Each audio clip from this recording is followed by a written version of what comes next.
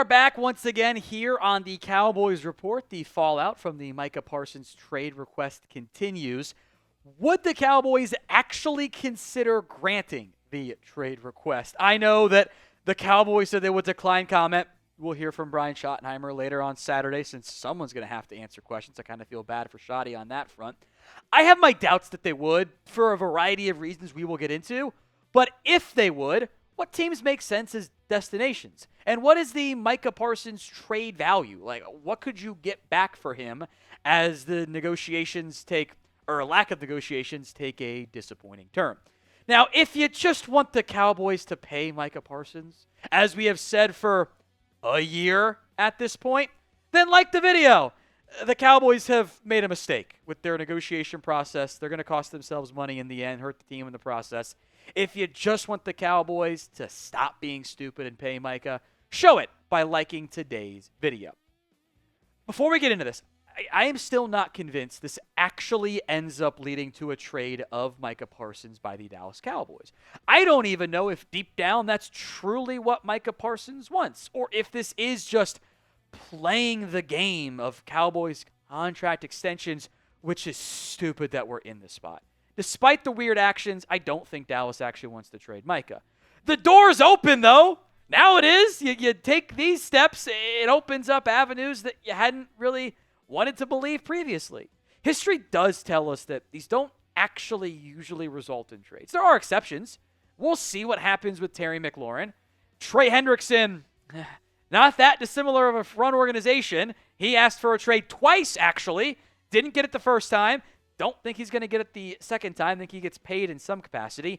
T. Higgins asked for a trade, got paid. Myles Garrett, who trains with Micah Parsons, got an even bigger than expected deal with the Browns. It could easily end up being the exact same scenario as Myles Garrett. That the Cowboys just cave like they always do on a contract and end up paying more than they could have, should have, would have months ago, weeks ago, a year ago. And Micah gets a new massive deal, and $42 whatever it is million per year is just water under the bridge, baby. So with that in mind, will the Cowboys actually trade Micah Parsons? Y for yes, N for no. Go ahead and sound off in the comment section of today's show. The pinned comment as well. Look, to be blunt here, any potential timing for a Micah Parsons trade is terrible. You will not get the value you could have gotten in a trade now in early August as you would have been able to in March, in April before the draft, ideally in March, because the simple volume of potential suitors isn't there anymore. The Falcons would have been a prime destination. They traded a future first to go get a second pass rusher after taking two. Like, they don't need an edge now. Arizona paid Josh Sweat. They're not going to go trade a first-round pick for an edge. Your options got cut. So the potential bidding war suitors to drive up the price simply aren't there the same way they would have been months ago. Again, the Cowboys haven't handled this right at all. There are some examples of what I think is pretty fair trade value. Maybe it's a little bit more now. It's the Jalen Ramsey trade, the original Jalen Ramsey trade. 2 firsts and a 4. 2 firsts and a decent-ish pick. The Khalil Mack trade years ago, which did have some funky stuff, was essentially 2 1s and a little bit of change. Not really quite 2 1s because there were 2 1s, but the Bears got a second back too. Like, it was kind of a little bit complicated, but like that was also the Raiders taking less because they didn't want to send him to an AFC team, which you could be facing if you actually wanted to trade Micah too. But I think like the general ballpark is it starts at 2 1s. And what else can you get? Can you get a player? But does a team that wants to contend now want to go trade away a player? Like, I'm not going to engage with the fan bases of, well, we love Mike. I think he's a top 3 player. We'll give you a first and a player we think is bad. I'm not going to engage with that stuff at all. I think those relative deals, plus a little bit more given the age, he's younger, the impact, all that stuff, I think is very fair. With that in mind, you don't have to ask for that. You can set an exorbitant price. You just might not get it. How many first-round picks would you ask in exchange for Micah Parsons? I do want to say this. You ain't getting Herschel Walker trade 2.0. You will never see that trade again. The closest you kind of got, I guess, was the Ricky Williams trade all those years ago where it was like the entire draft pick. But you're never going to have a team give up 3 picks and 4 players and then have conditions on the players making the roster that end up turning it into 3 firsts, 3 seconds, a third, and a 6. Now, you had other stuff going back to a couple threes, a 10th round or whatever.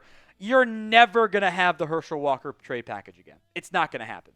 Maybe like if Mahomes in his prime, not yet paid, came available, sure. But, or I guess recently paid, probably saves you more money. It's not going to happen. It's just not. You also got to pay Micah too. Like anywhere if you trade Micah, he's getting more than TJ Watt on the average per year, more than Myles Garrett guaranteed.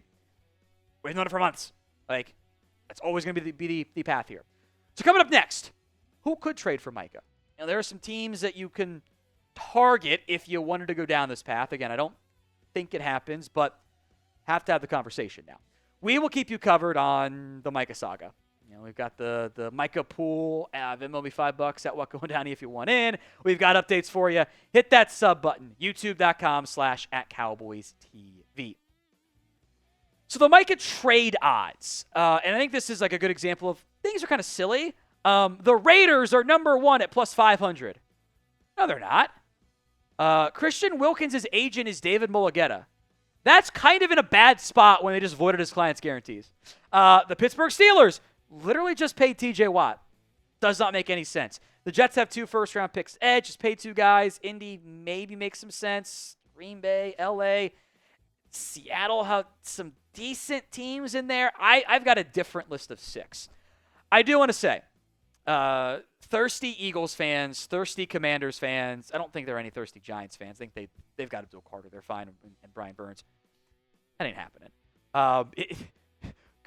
Even if the Cowboys were like done with Micah and just wanted him off the team altogether, they would never send him to a divisional rival to play twice a year. Have Micah go off for 6 sacks a game? No.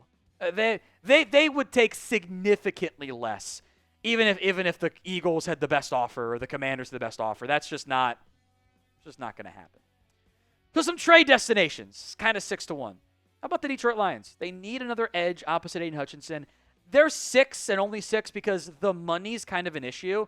You're going to pay Hutch $40+ million a year and Micah Parsons $40+ million a year. They probably don't want to spend that type of cash when they're paying Goff and Amon-Ra St. Brown and Penei Sewell, and they're going to pay Brian Branch and Kirby Joseph. Like it's probably too much. Buffalo as an all-in team is probably worth raising as like, hey, what about them? You know, Joey Bosa's banged up. We'll see. Gregory Rousseau's not overly expensive. They drafted Landon Jackson the third. None of them boys are Micah. So Buffalo as an AFC team could be a team that kind of fits maybe behind some others we'll get to. Now, what would you do with Micah Parsons? I see 2 options. Simply pay him or just trade him and kind of blow a season. P for pay, T for trade. Go with number 4 here. How about the Chicago Bears? They're in that like win now, aggressive, go for it mold. They have Montez Sweat. They could use another piece at edge. They've been ultra aggressive. At some point, though, they probably don't want to give up that sheer volume of assets. They did pay Deo Deningbo too, but him is the 3 and Micah is the 1 and Sweat is the 2 is a potent duo there. I'll mention the Chargers. The next 3 teams on this list kind of fit a similar mold. They think or know they have the quarterback. They know they have it in Justin Herbert. They've got a lot of salary cap space, and they could probably use another pass rusher. Khalil Mack's old. Tui Tuipulotu's a good player, but he's not a number 1 edge. LA would actually be like a super fun, interesting piece. I have no idea. Like Jim Harbaugh and Micah Parsons could be best friends or hate each other. I actually don't know how it would go. I think that'd be a really interesting duo. And LA has the money, has the cap space. Tennessee might not be in position to justify giving up a first-round pick, given all their first-round picks, given that they are still indeed rebuilding and more receiver help is needed. But their number 1 edge right now is Arden Key or Draymond Jones, who's kind of a weird tweener these days, and Olu Oladejo. You're not going to get Jeffrey Simmons back. I don't know if you want him back, frankly. But they've got the early enough potential pick that might intrigue the Cowboys a little bit more. I think number 1 is the Patriots. They've got all of the cap space still. I do love me some Keon White. I think Harold Landry's a really solid player. Mike is different than what they have on that defense, even with Christian Barmore healthy. And they have so much salary cap space, they'd be able to make it work. But again, I do think your most likely path here is the T. Higgins, Myles Garrett scenario where asks for the trade, doesn't get it, gets paid.